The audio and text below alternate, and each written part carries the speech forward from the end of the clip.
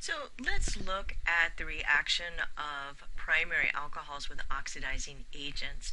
So let's remember that primary alcohols always have that hydroxyl-bearing carbon in the C1 position.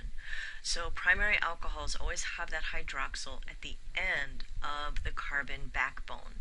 And that carbon, because it's the end, the hydroxyl-bearing carbon, because it's at the end or the beginning of that alkane backbone, it has two hydrogens. And so each of these hydrogens can react as part of the oxidation process, and we can kind of remember the number of hydrogens that hydroxyl-bearing carbon has lets us know how many products there will be in an oxidation reaction.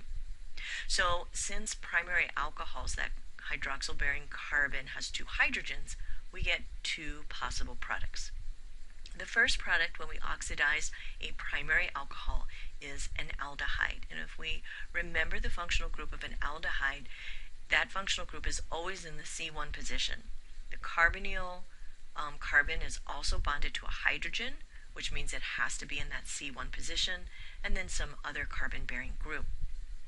If we look at the difference between the primary alcohol and the aldehyde, we see that hydroxyl-bearing carbon has gained a carbon-oxygen bond, and it's lost that carbon-hydrogen, one of the carbon-hydrogen bonds.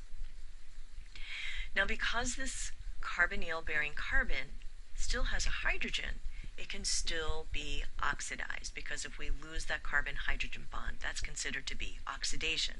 So if we add more oxidizing agent, then we get a carboxylic acid. And like an aldehyde and like a primary alcohol, this carboxylic acid functional group is always in the C1 position.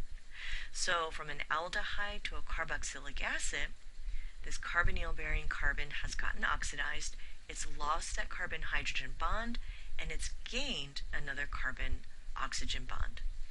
Now, if we look at this carboxylic acid, we see this hydroxyl group bonded to this carbon. How come that's not an alcohol group?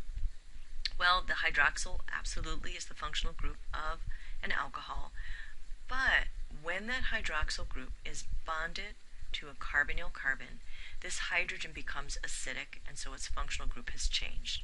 So anytime you see a hydroxyl bonded to a carbonyl carbon, then it is a carboxylic acid and not an alcohol. Alright, so let's look at secondary alcohols.